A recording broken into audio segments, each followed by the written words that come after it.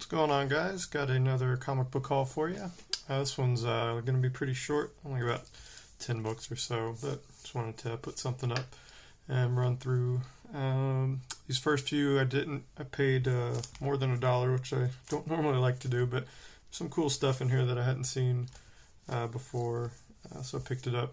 This first one, obviously, I've seen before, Warlock number 15. This is the final issue in the his first volume from the 70s. It's a beautiful Jim Starlin cover here. All his stuff, all of the Warlock stuff, starting to pick up heat now because they cast him in the Guardians of the Galaxy movie. So should have been picking this up for the last year, but I haven't. So anytime I find this stuff cheap, I'm gonna start grabbing, even though I have to pay more than $1 for it. This one was $5.99 with like 10% off or something, so it was like $5.50. It's a decent copy. It's got some wear on the spine there. Got a couple of ticks. This corner is a little jacked. Yeah, but overall, good shape. So this is the last issue in this first series, and it's also the first cover appearance of Gamora down there in the bottom right. And, just beautiful Jim Starlin art. He wrote it too. And it's just a really good series, so I was happy to find that. Next, this is one I had never seen before. This is called My Life with Eddie Vedder. This is issue number 3. This came out in the late 90s. I found this at a peddler's mall, and it's actually signed. You see right there, Bones is the creator of this. I have no idea. I've never seen this before. This one was $6. See, it's got some writing on the back there. My Life with Eddie Vedder, autographed and doodle by Bones himself, over 18 only. So, yeah, it was interesting. It's got the cover of Yield there, kind of an homage to that, the Pearl Jam album. I flipped through the inside of it. It's kind of like, I don't know, Slacker or Clerks with, in that vein, just a bunch of stoners on the couch, complaining about their life, trying to get laid, basically. Eddie Vedder is a character in the book, but he plays himself, and he basically just sits on the couch the whole time and doesn't say anything. So, yeah, I don't know. I've never seen this before. I sent it to my buddy who's a big Pearl Jam fan. He had never seen it before. I checked online. There's one copy on eBay. Somebody's asking $100 for it. For this issue 3, and then I think issue 1 is on there as well. They're asking like $25 for that or something. This was, from what I can tell, it was just a 3-issue series. Like I said, back in '99. I've never heard of this creator before, Bones, but I thought it was cool. Something you don't see every day. It's got a remark there from the artist on there. I'm not sure who that's supposed to be. Maybe it's one of the characters, or maybe it's a self-portrait type thing, but I don't know. $6, why not? All right, this other one I also found at the same peddler's mall. This is Teenage Mutant Ninja Turtles number 16. This is volume 4. This is the second Mirage run, I think, second or third Mirage run. This one was $3.97. Cover price on this was $3 or $2.95, so just $1 over cover. But these Ninja Turtle books, especially from these earlier Mirage runs, I mean, this is June 2004 on the cover, so not early Ninja Turtles, obviously, but early enough where I'm not worried about paying a little bit more than cover price for it. There's no significance to this issue as far as I'm concerned, other than this weird looking guy on the cover who I have no idea who he is. He looks like some kind of He-Man reject or Masters of the Universe reject villain, but who knows. Getting ready to beat up on Raphael, poor dude. Or maybe that's Leonardo. Maybe he's got the red bandana, but he's got a broken katana over there, so I'm not sure. But anyway, $4, why not? So that was all I found at the Peddler's Mall. These next few, I got these at just some local comic shops here in Louisville. The first one is a Rocket Raccoon variant. This is Rocket Raccoon number 2. I think this is from 2014, so I'm not sure what volume that is. This is the Stan Sakai variant. I picked this up for $8. I'd never seen this before, but I really like Stan Sakai, so usually he just draws Usagi Yojimbo, so I collect that for sure.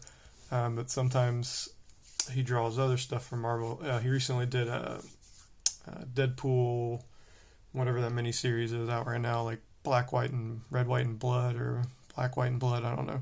But he did one of the variant covers for that picked up a little heat when it first came out a couple months ago, which was nice to see. So I just saw this, and Sakai's got a very distinct art style, so it made me stop, and lo and behold, it's Mr. Sakai drawing Rocket Raccoon fighting some dinosaurs, so you can't go wrong with that. I think this was a 1 in 25 ratio variant. It sells online for $20 or something.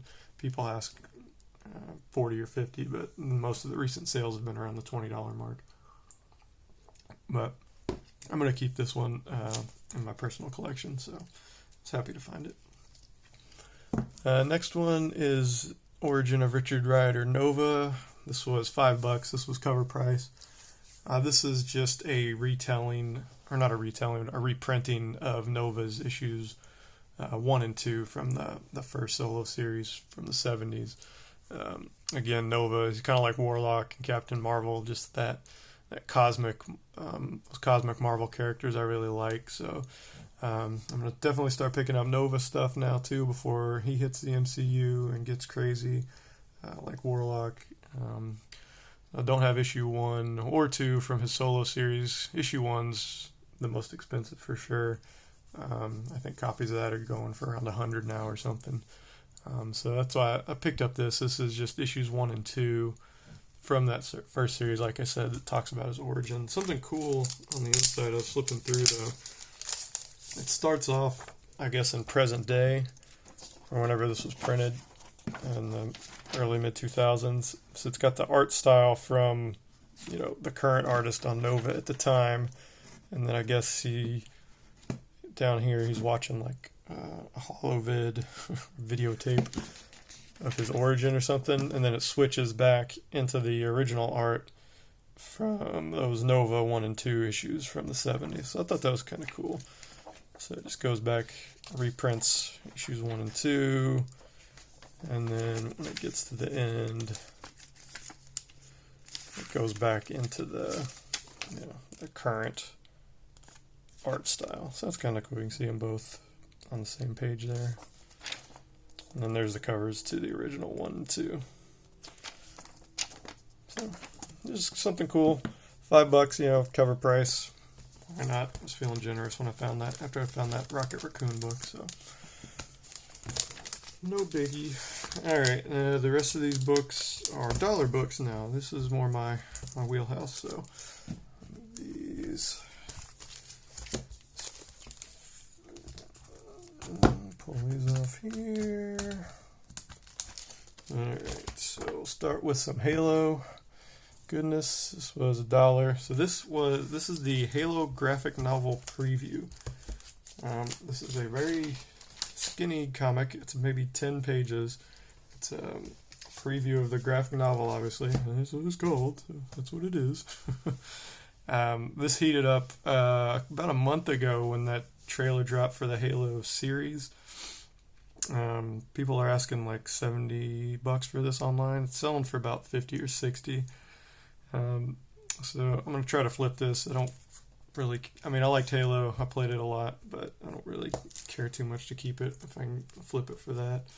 And then I also found this other Halo book. This doesn't go for nearly as much. This goes for about $2 or $3, but I knew one of these had heated up when that trailer dropped, so I wasn't sure which one to grab, so I just grabbed them both because they were only $1. I did see somebody sell this as a pair for $100, so I might try to do that. Just list them together for $60-$70. See if anybody bites. But just happy to find those in the dollar bin. Next, we've got a very hard to find Superman issue. I don't know if you guys have ever seen this one before.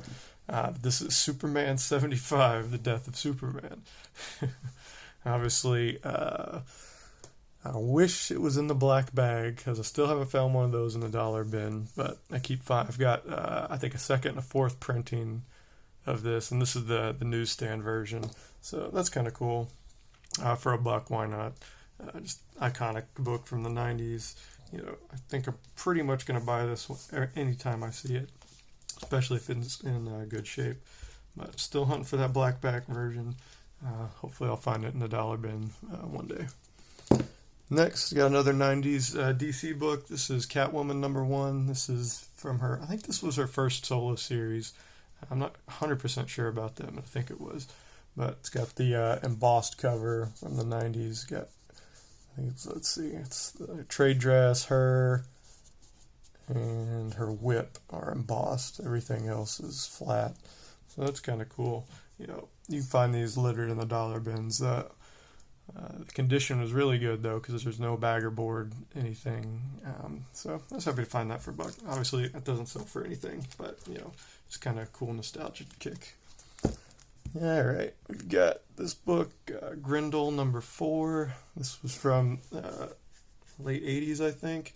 I picked this one up just because Dave Stevens did the inks, I think, on the cover. I basically conditioned myself to, anytime I see Dave Stevens' name on something, I'll grab it. Just, I really like his art style. You can't really tell a difference in the inks, I guess, on this one, if he did or not.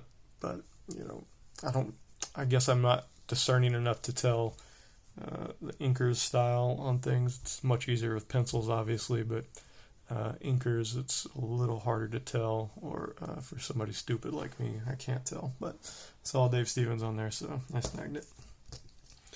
Alright, just a couple more here. Another classic 90s goodness. We got Hardcore #1. I grabbed this one just because Jim Lee did the cover. It's a gatefold cover. It opens up. Again, these are littered in dollar bins, but, you know, 90s Jim Lee. It's for Valiant, so I don't think he did too much for that, for Valiant. I wish he would have done the interiors, but, you know, it's kind of a cool cover. Why not? Alright. Next, we've got Celestial Mechanics #2. I've never seen this book before, but it's a pretty cool cover, so I grabbed it for $1. I was doing some research on this. Apparently, this is a 3-issue miniseries. The third cover looks like more painted than this. The first 2 covers are drawn, I guess, in more of this style. The artist I didn't recognize. Can't remember his name off the top of my head. Let's put it on the back here. It's got Mike Okamoto. That was the main artist. You can see, where is it? Yoink. Okamoto, and then Kahlberg. Let's see, on the back I don't see anybody with the name Kahlberg, so not sure who that is. But I never heard of Okamoto before either, so who knows. But the cover just caught my eye, and the title of the book, Celestial Mechanics, it's a little pun, I guess, because it's about space mechanics, like on you know, doing work on spaceships and stuff. And then you got celestial mechanics, which are, you know, astrophysical laws where, you know, the planets that determine how the planets and stuff move. So I thought that was kind of funny. And then the last book here, flip it around, we got Valhalla #1. This was just a one-shot that Ben Dunn, creator of Ninja High School, did. Again, I don't really know anything about this. The art style on this one reminded me, I mean, I know who Ben Dunn is and Ninja High School is, obviously, but it also reminded me that PlayStation, what was it, PS3 game, Valkyria Chronicles. It came out, God, 15 years ago or something now, and they did a follow-up on the PSP, but I don't know, there were no dinosaurs in Valkyria Chronicles, but just the art style of the person riding the dinosaur kind of reminded me of that. It's kind of like an alternate World War II world. So, I don't know, just like the art, snagged it. There's only one issue, so it doesn't go for anything on the secondary market either, so I'll just keep this and enjoy it. It is a newsstand, so woo-hoo, probably only were newsstands. I don't know. There might have been a direct version of this, but probably not. Who knows? But anyway, that's it, guys. Just a short haul this week, so I hope you enjoyed it, and I will talk to you soon.